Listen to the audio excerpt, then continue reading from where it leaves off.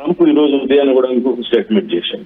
1000 సంవత్సరాలుగా పూర్తిగాని 1000 సంవత్సరాలు పూర్తి అయినప్పటికి కూడా వీళ్ళు కానీ సమస్యను, కాశ్మీర్ సమస్యను నేనే పరిష్కరిస్తాను, ఈ 2 దేశాలకు సంబంధించి మనం ఈ యుద్ధాలన్నీ ఆపేసి వ్యాపారాలు చేసుకుందాం, శుద్ధంగా మనం వ్యాపారం మీద పడతామని చెప్పి ఆయన చేసిన స్టేట్మెంట్ కూడా భారత ప్రజలు రిసీవ్ చేసుకోవట్లేదు. భారత ప్రజలు ఎందుకు రిసీవ్ చేసుకోవట్లేదు అంటే గడిచిన కొంతకాలంగా, గడిచిన డికేట్స్ గా మనం కానీ చూసుకుంటే ఇప్పటి వరకు పాకిస్తాన్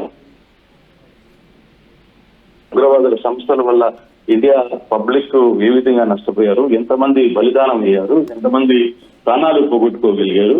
మనం ప్రాణాలు పోగొట్టుకున్నప్పుడు ప్రతి జవాను ఇంటికో లేకపోతే ఓకే సామాన్య పబ్లిక్ ఎంతమంది చనిపోయారు. ఇక జవాన్ల విషయం చూసుకుంటే కొన్ని వందల మంది దాకా తన భారత దేశం కోసం వాళ్ళ ప్రాణాలను త్యాగం చేయాల్సిన పరిస్థితి వచ్చింది. అయితే ఇప్పటికీ దీనికి సంబంధించి మనం ఆపరేషన్ సింధూర్ అని పేరైతే పెట్టాం, కానీ ఈ ఆపరేషన్ సింధూర్ పేరు పెట్టిన తర్వాత కూడా మనం ఏమనుకున్నాం, మొదట 2-3 రోజుల్లో ఏదైతే పుల్వామా దాడిలో 28 మంది చనిపోయారో వాళ్ళ బొట్లు కోల్పోయారో, భర్తలు చనిపోవడంతో శ్రీమూర్తులు వాళ్ళ బొట్లను కోల్పోయారు. సో ఆ నేపథ్యంలో టాపిక్ అంటే ఇప్పుడు మోదీ వెనకడుగు వేస్తున్నారని భావించాలా? అంటే మోదీ మన దేశ ప్రజలు ఇబ్బంది పడుతున్నారు, మన జవాన్లు వీరమరణం పొందుతున్నారు.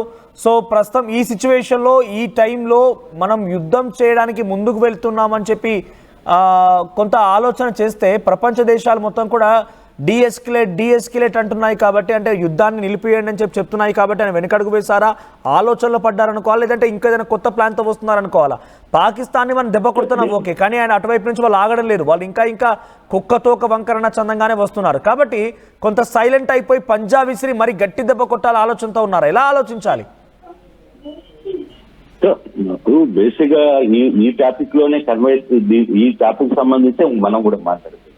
బేసిక్ గా ఇక్కడ జరుగుతున్న సమస్య ఓవరాల్ గా భారత ప్రజలు ఏం మాట్లాడుకుంటున్నారు, భారత దేశం ఏం చెప్పబోతుంది అనే దాని మీద. ఎస్, డెఫినెట్ గా యుద్ధానికి కోరుకోవాలనేది ఎవరు కోరుకోవడం లేదు, యుద్ధం జరగాలి అనేది లేదు, కొన్ని వందల మంది ప్రాణాలు పోవాలని ఎవరు కోరుకోవడం లేదు. కాకపోతే పాకిస్తాన్ కి సరైన గుణపాఠం చెప్పాలి, గట్టిగా చెప్పాలి. అది చెప్పేది ఏదో చాలా గట్టిగా చెప్పుంటే బాగుండేది అనేది కదా ఇక్కడ సమస్య. ఇప్పుడు వరకు కూడా నిన్న రాత్రి నుంచి కూడా ఒకవేళ సరే కాల్పల ఒప్పందం అన్నారు, విరమణ అన్నారు, సీజ్ ఫైర్ చేశాం. సీజ్ ఫైర్ చేసిన తర్వాత కూడా పాకిస్తాన్ నిన్నటి నుంచి రాత్రి నుంచి కాల్పులు జరుపుతూనే ఉంది. ఈ రోజు ఉదయం కూడా కొన్ని ప్రాంతాల్లో జరిపిన ఒక సమాచారం కూడా. కానీ అయినా ఎందుకు భారత్ తిరిగి ఈ వ్యవహారం మీద మౌనం వహిస్తుంది అనేది కదా సమస్య. దీని వెనకాల ఏదైనా ఏముందా, దీని వెనకాల చర్చ ఏమైనా ఉందా, ప్లాన్ బి ఉందా, లేకపోతే మీరు చెప్పినట్టుగా ప్రధానమంత్రి మోడీ తన ఆలోచనలు ఏమైనా మార్చుకోబోతున్నాడు, లేదు మన మీద ఏమైనా ఒత్తిడి ఉందా, ఎక్కడ ఎవరి వల్ల ఒత్తిడి వస్తుంది? ఇప్పుడు సుబ్రహ్మణ్యం స్వామి కూడా డైరెక్ట్ గా అడిగేది, డైరెక్ట్ గా క్లియర్ గా ఏం చెప్తున్నారు, అదాని చెప్పిన దాంట్లోనే ఇప్పుడు ట్రంప్ కూడా పనిచేస్తున్నారు. ట్రంప్ అంటే అదాని అమెరికాలో చాలా వేల కోట్ల రూపాయలు పెట్టుబడి పెట్టున్నారు. ఆ నిమిషంలోనే ట్రంప్ కూడా మనం ఎక్కడ ఐళ్ళు కొనాలన్నా, ఎక్కడ జట్లు కొనాలన్నా, లేకపోతే ఇంకోటి కొనాలన్నా పూర్తిగా కూడా అమెరికా చెప్పినట్టుగానే మనం వినాల్సిన పరిస్థితి వస్తుంది. అటువంటి పరిస్థితుల్లో ఇప్పుడు ఎందుకు ఈ వ్యవహారాన్ని ఇది అందరూ ఆలోచించాలని చెప్పి ఆయన కూడా కోరుతున్న పరిస్థితి. అంటే ఇక్కడ జరుగుతున్న ప్లాన్ లో ఈ రోజు మీటింగ్ అయితే ఇంట్లో జరుగుతుంది, మీటింగ్ జరుగుతుంది, ఇరు దళాల బదులు వచ్చారు. తర్వాత కేంద్ర రాష్ట్ర మంత్రులు అక్కడ తెలుస్తా దాంట్లో పాల్గొన్నారు. కొంత కాన్ఫిడెన్షియల్ గానే మీటింగ్ జరుగుతుంది. కానీ పబ్లిక్ మూడ్ అర్థం చేసుకోవాలి. పబ్లిక్ మనల్ని ఇప్పుడు దాకా ఊహించిన ఒక 4 రోజులు ముందు దాకా మనం ఊహించిన లెక్క ఒక్కసారిగా నిన్న సాయంత్రంతో తేడా జరిగిపోయింది. ఆ తేడాని డైజెషన్ చేసుకునే మూమెంట్ లో పబ్లిక్ ఓకే, మీడియా ఛానళ్ళు కొన్ని మోడీ వల్లనో లేకపోతే ఇంకో దాని వల్లనో కన్ఫర్మ్ అవుతాయి, లేకపోతే వాళ్ళు చెప్పినట్టు చేయాలనుకుంటే చేస్తాయి. కానీ ఆ ఛానళ్ళు కూడా ఇప్పుడు తిరిగి ట్రంప్ ఎవరు మాట్లాడుకునేంత పరిస్థితికి వచ్చారు, ట్రంప్ చెప్తే మనం వినాలా అనే స్థాయికి వాళ్ళు కూడా మాట్లాడుతున్న పరిస్థితి. బట్ ఏదేమైనా ఈ రోజు జరిగిన ఒక డెసిషన్ మాత్రం అయితే పబ్లిక్ కి కావాల్సింది ఏంటంటే ఓకే మీరు సీజ్ ఫైర్ తీశారు, ఏం డెసిషన్ తీసుకున్నారు, భారత్ కి మీకు మధ్య జరిగిన ఒప్పందం ఏంటి, అసలు ఏం కోల్పోయాం ఇప్పుడు దాకా, ఈ 3 రోజుల వల్ల మనం సాధించింది ఏంటి, మనం కోల్పోయింది ఏంటి, ఈ వ్యవహారాలన్నీ కూడా తెలియాలి కదా. ఈ వ్యవహారం అఖిలపక్షం అదే కోరుతుంది. అఖిలపక్షం ఏం చెప్తుంది, మీరు ఈ 4 రోజులు జరిపిన దాడుల్లో పాకిస్తాన్ ఏం కోల్పోయింది, లేదు మనం ఏం కోల్పోయాం, లేదు మనం ఏం సాధించాం, ఈ విషయాలు తెలియాలి కదా. ఈ విషయాల్ని ఎలా చెప్తారు? ఎందుకు చెప్పలేకపోతున్నారు? ఇప్పుడు దాకా ఈ వ్యవహారాన్ని ఎందుకు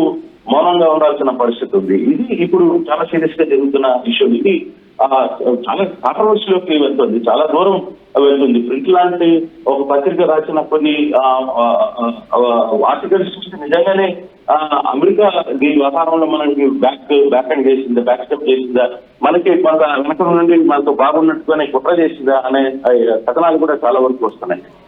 ఇవన్నీ కూడా కొంత సీరియస్ గా రాబోయే రోజుల్లో చాలా దూరం వెళ్లే పరిస్థితి కూడా ఉంది. కేవలం భారత ప్రధాని ఈ వ్యవహారం మీద చాలా విమర్శలు ఎదుర్కొనే పరిస్థితి నిన్నటి నుంచి తీసుకుంటే సోషల్ మీడియా మొత్తం ఎక్స్ కావచ్చు, సోషల్ మీడియా కావచ్చు, ఎక్కడ చూసినా భారత ప్రధాని మీద అంత సీరియస్ గా విమర్శలు ఎప్పుడు రాదు. అంటే ఆయన మీద అంత నమ్మకం ఉంది. ఆయన విదేశాల్లో ఉన్న మన భారతీయులు కూడా ఈసారి ఖచ్చితంగా మోడీ పాకిస్తాన్కి తగిన గుణపాఠం చెప్తారు అనే ఒక ధైర్యం ఉంది, ఆ కాన్ఫిడెన్స్ ఉంది. అటువంటిది సడన్ గా ఆ మిడిల్ డ్రాప్ కావడంతో ఈ వ్యవహారాన్ని మీద మోడీ తీవ్రమైన విమర్శలు, ఎప్పుడు లేని బీజేపీ గవర్నమెంట్ ఈసారి అంత తీవ్రమైన విమర్శలు. అందులో పాకిస్తాన్ విషయం అంటే మామూలుగా సాధారణంగా పాకిస్తాన్ భారత్ క్రికెట్ మ్యాచ్ ఆడితేనే ఒక చిన్న ఆటలోనే పాకిస్తాన్ భారత్ ఓడిపోతేనే జీర్ణించుకోలేని పరిస్థితి, ఒక రోజంతా నిద్రపోరు భారత ప్రజలు.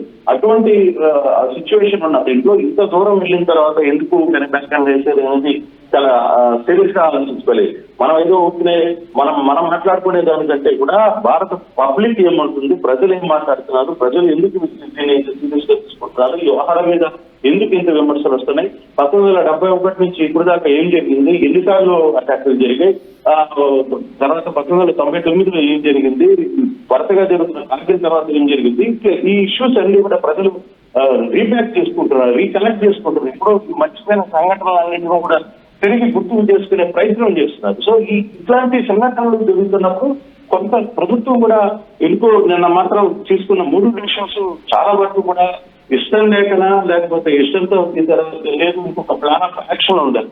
ఆ వ్యవహారాన్ని కొంత బాగా అర్థం చేసుకోలేని పరిస్థితుల్లో జీవించుకోలేని పరిస్థితి, ప్రధానంగా జీవించుకోలేకపోతుంది పబ్లిక్. అయితే ఎవరు యుద్ధం కావాలని కోరుకుంటున్నారు, కాకపోతే ఒక లెసన్ డెఫినెట్ గా వాళ్ళకి చూపించాలి అనే ఒక అవకాశం ఉన్నప్పుడు ఈ అవకాశాన్ని పూర్తి స్థాయిలో మా కంట్రోల్లో ఉన్న అవకాశాన్ని ఎందుకు బ్యాక్ చేశారు? చివరికి పాకిస్తాన్ ప్రధాని నిన్నటిదాకా మంగళూరులో దాక్కున్న పాకిస్తాన్ ప్రధాని ఈ రోజు మీడియా ముందుకు వచ్చి మనం గెలిచాం, మనం పాకిస్తాన్ కు చుక్కలు చూపించామని చెప్పి, ఇండియాకి చుక్కలు చూపించామని చెప్పి మాట్లాడే స్థాయికి వెళ్ళాడంటే ఏం జరిగింది? ఎందుకు మనం ఇప్పుడు దాకా మౌనంగా ఉన్నాం? అది ఇప్పుడు పెద్ద సమస్య. అయితే ఇప్పుడు జరుగుతున్న మీటింగ్ లో కూడా కీలక నిర్ణయాలు తీసుకుంటారా, లేదు దీని వెనకాల ఏదైనా స్టెప్ ఉందా, అమెరికా కంట్రోల్ లో భారత్ ఇంకా ఉండబోతుందా, 1971లో వివరాలు కూడా మీద చేసిన విషయాలు కావచ్చు, ఇవన్నీ కూడా కొంత సీరియస్ గా మనం ఆలోచించాల్సిన పరిస్థితి అయితే కనపడుతుంది.